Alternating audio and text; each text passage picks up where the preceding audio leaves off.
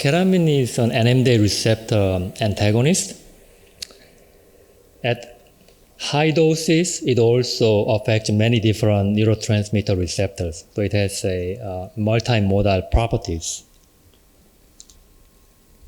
Ketamine produces a dissociative stereotypy, and at especially low doses, it can produce a sedation and analgesia. That's why it is also called a trauma analgesic and very popular in military personnel as well. And ketamine can also produce antidepressant effects at lower doses. We also found that ketamine can produce anti-inflammatory effects and stimulate HPA axis, a stress pathway. So let me talk about translational research of ketamine related to psychiatric disorders. And we established a method of delivering intravenous ketamine in awake and freely moving rats, because that is a clinically relevant way of administering ketamine in animals and then looking at various effects of ketamine. So at the end of my presentation, I'd like to convince you that ketamine can, depending on the dose or route of administration, can produce opposite effects on specific outcome variables. So I have nothing to disclose, and these opinions are mine. It doesn't reflect my university. As I mentioned, the ketamine is a non-competitive NMDA receptor antagonist. It has a anesthetic effect at high doses, and it produces analgesic effects at lower doses. However, role of post-trauma ketamine administration on neuropsychiatric symptoms, such as a post-traumatic stress disorder or traumatic brain injury, are not well understood. As you know, traumatic brain injury is a major cause of death and disability worldwide, and millions of people are affected by TBI every year. But majority of TBI is considered as a mild TBI. So more than 80% of TBI patients are suffering from mild TBI. However, even mild TBI can result in long-term disability, including physical, cognitive, emotional, social, and behavioral deficit. Unfortunately, there's no consensus on evidence-based treatment for TBI, including mild TBI. So it is a great public health problem. This shows a potential biological mechanism of ketamine. On the top here, it shows hypothalamus, pituitary, and adrenal gland HPA axis. And when we inject the ketamine, we can see stress hormone level elevation, especially corticosterone in rodents. And then, so that can be a potential mechanism for stress-related responses of ketamine. And this one shows more like a molecular aspect of ketamine action. Ketamine can block NMDA receptors, and depending on where those receptors are located, it could actually increase glutamate release by inhibiting inhibitory GABA neuron here.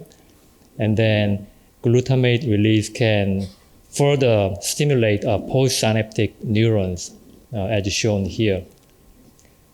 And BDNF, brain-derived neurotropic factor, can be released by ketamine, and that can also contribute to postsynaptic mechanisms. And those intracellular molecules can be affected, and finally, it can produce like functional effects on like fear and stress-related behaviors. So this is a ketamine. As I just told you, ketamine has a many different effects. That's why it's called a multimodal dissociative anesthetic. And usually it is administered by first responders to treat traumatically injured patients. It is safer than opioids due to hemodynamic stability and preservation of respiration. So it has a really high safety property. But ketamine has some side effects, including dissociation, hallucination, and even abuse potential. And the best way to deliver ketamine is through intravenous route in patients. Ketamine is a popular battlefield analgesic in military populations for the reasons I just told you. Also, there is a growing interest in ketamine in neuropsychiatric disorders, including post-traumatic stress disorder and TBI symptoms. So let me skip this. So this is the first paper we published using intravenous ketamine infusion in freely moving rats. So we did a very thorough characterization of intravenous ketamine. So we looked at the various outcomes after giving ketamine in rats. So usually clinicians administer sub-anesthetic dose of ketamine to treat major depression, pain, and PTSD in humans. However, in animal studies, ketamine is usually injected through intraperitoneal route, usually with higher doses. So it's difficult to compare results from animal studies and human studies. So we developed a way to deliver intravenous ketamine in rats, and then we studied the different outcome variables: dissociative stereotypy, locomotor activity, sensory motor gating, and thermal nociception, which means like analgesia. So this shows analgesic effect of IV ketamine. Left side shows a bolus ketamine effect. Right side shows a ketamine infusion effect. After bolus ketamine administration, either 2 or 5 milligram per kilogram, we can see increased analgesic effect measured by heart rate latency in rats.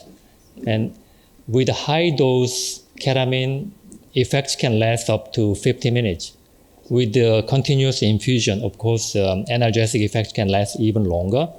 So we tested different doses of ketamine infusion, and with the high dose ketamine infusion, analgesic effects can last up to 120 minutes. So there was a difference between bolus and continuous ketamine infusion on analgesic effects. Here, I'm trying to show you dose-dependent effect of ketamine on locomotor activity. The ketamine can produce either sedation or stimulation, mainly due to dissociative stereotypy, depending on doses. So we tested general locomotor activity, and these are different doses of ketamine. 5 milligram per kilogram ketamine infusion reduced activity due to sedation. So animals became a little calmer, and then just simply they became slightly sedated. But when we increase the doses, especially at 20 milligram per kilogram infusion, animals became dissociated. So they are actually showing greater activity. And then this one shows just a time course of the same data. You can see over 60-minute time period, low dose reduced activity compared to control group, and high dose ketamine stimulated activity.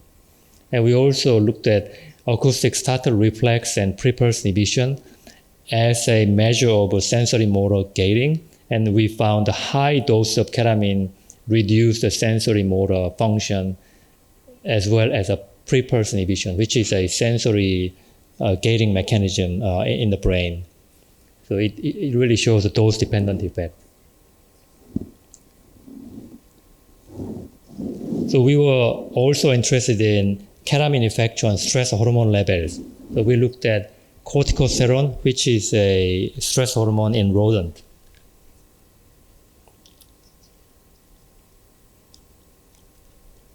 So you can see pretty much we are like saying same rationale in each study.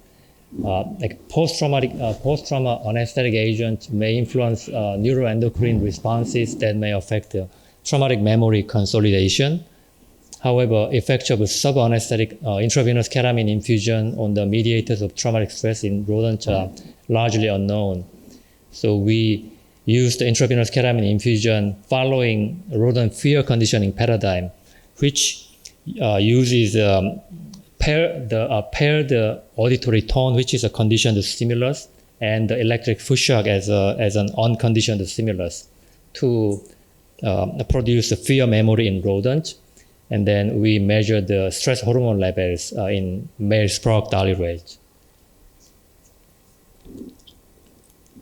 I'm sorry for the little blurry image here, but what we found was ketamine infusion increased stress hormone levels in rats, and it was dose dependent.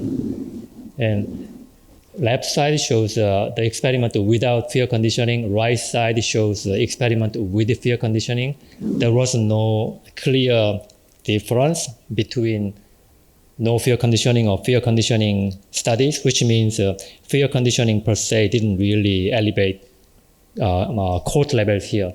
But ketamine infusion clearly elevated court levels. It was a dose-dependent effect compared to 20 milligram per kilogram elevated court levels, even greater. So 2-hour time point means immediately after IV ketamine infusion. 4-hour time point means 2 hours after ketamine infusion. So as you can see, court elevation is transient. So after elevation, usually levels come down relatively quickly. That's why we see actually reduction 2 hours after. So since ketamine can stimulate HPA axis, we looked at ketamine effect on fear memory using Pavlovian fear conditioning in rats. As I mentioned before, ketamine is given after traumatic injury and traumatic stress and traumatic injury. Therefore, there may be a chance of enhancing traumatic memory consolidation due to dissociative properties of ketamine. So we were interested in whether post-trauma ketamine administration will enhance or reduce the traumatic memory consolidation and expression in animals. So that was the rationale of the study. This one shows IV ketamine infusion effect on fear memory. So what we did was we did a fear conditioning experiment and then delivered IV ketamine infusion. And 2 days later, we looked at fear memory in rats by measuring freezing behavior in animals. So y-axis shows percent freezing, x-axis shows repeated presentation of auditory tone, which is a conditioned stimulus. So here what's happening is if we keep playing conditioned stimulus, then animals will show fear behavior eventually, but they will start to learn, okay, there's no foot shot, so they are learning to extinguish fear memory. That's why we see fear extinction pattern in this graph in control rats, but in animals that receive the ketamine infusion right after fear conditioning, they actually show the enhanced fear by showing increased freezing. So there was a enhanced fear and delayed fear extinction. And we repeat the same test on day 3 to make sure, we are seeing, fear extinction behavior. And then day 4, we looked at fear memory recall by putting animals back to the fear conditioning chamber and looked at contextual fear as well as acute fear. And these graphs are just total freezing behavior for the same data. So this one shows area under the curve. So measuring just area under the curve, and then we are seeing inverted U shape, which means the medium dose 10 milligram per kilogram ketamine significantly increased the fear memory, but not low or high dose of ketamine. So that was a bit surprising to us, actually. And then in this study, we compared a different route of ketamine administration, which was injection. So this was a continuous intravenous ketamine infusion, and this one was intraperitoneal ketamine injection, and then we repeated the same experiment. So this was done with a 10 milligram per kilogram ketamine injection. But here, actually, we saw facilitate the fear extinction rather than delay the fear extinction. So with the ketamine injection, we didn't see enhanced fear memory or delayed fear extinction. Rather, we saw facilitated fear extinction, shown in this graph as well as here, as the area under the curve. So these data really represent, depending on the route of ketamine administration, either intravenous infusion or bolus injection, same dose can produce opposite effect on fear memory.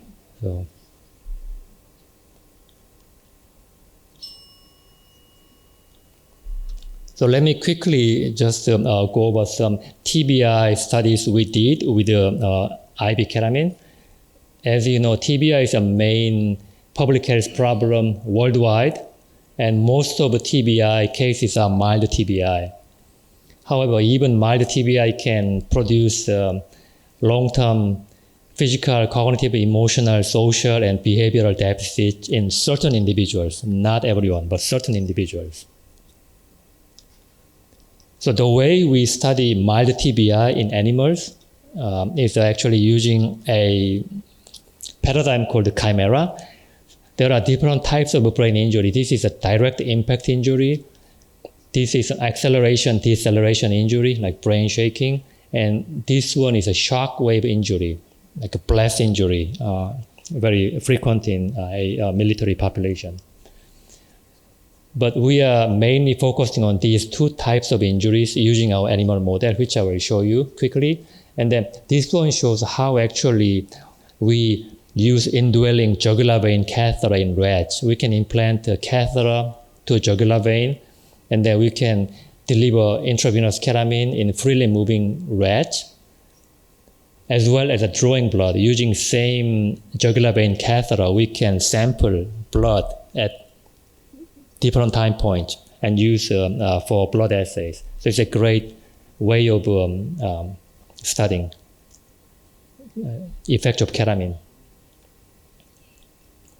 So this is a paper we published recently looking at ketamine effect on mild TBI. So that was the animal model we used. It's called the closed head impact model of engineered rotational acceleration, chimera, to study mild TBI. So this is a device. Animal can simply lie down on the platform, and there's a piston operated by gas tank. So we can adjust the force or impact of injury directly applied to the head. And we can also deliver multiple injuries in a same session. So that is the model we used.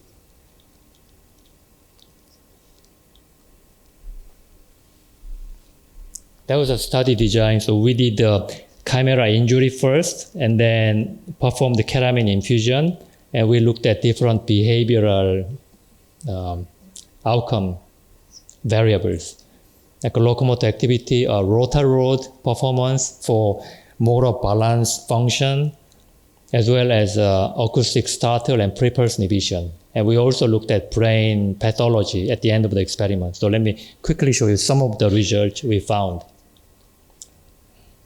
So this one shows microglial activation after chimera injury.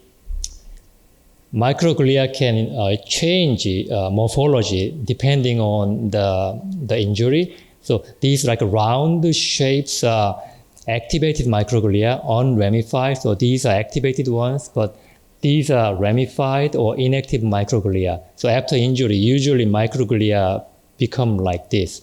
And then this is a cortical area of a chimera injury, and we clearly see microglial activation.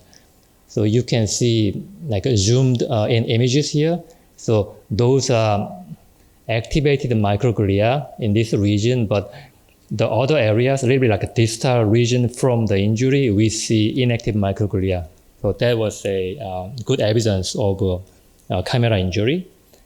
And this is a axonal injury after chimera injury, axonal injury after chimera.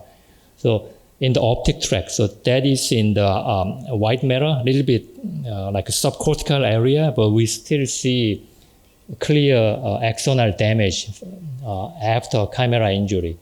So these are nice evidences of, in a way, mild TBI after chimera. And ketamine infusion like reduce some of the inflammatory cytokines, but there was also dose and time dependent. Especially we found the KCGRO. This is one of the chemokines, and like TNF alpha and IL-1 beta. These cytokines or chemokines were generally reduced after ketamine infusion, but it was rather transient. It didn't last very long. So this is the overall hypothesis that we are thinking. After TBI, there will be a secondary injury like the neuroinflammatory cascade that can contribute to neuroinflammation and the functional deficits. And ketamine may prevent neuroinflammation, and therefore there may be some like beneficial effects on mild TBI. So that's the general like a hypothesis we are formulating. And this one is another way of looking at potential ketamine effects on neuropsychiatric disorders. Ketamine can affect like stress responses and injury. Sorry, but we have to finish until 3 p.m. So. Okay. So let me just finish with the conclusion. So we established a clinically relevant intravenous ketamine infusion paradigm in rats. And we found several factors, including route, dose, and timing of ketamine infusion. Ketamine administration is very important. And we also found sex is an important factor in ketamine study, which means we found a differential effect between male and female rats. So better understanding of biological mechanisms of ketamine may improve a translation between preclinical and clinical research. So I'll skip that. And I'd like to acknowledge my lab members and our funding source. And thank you for your attention.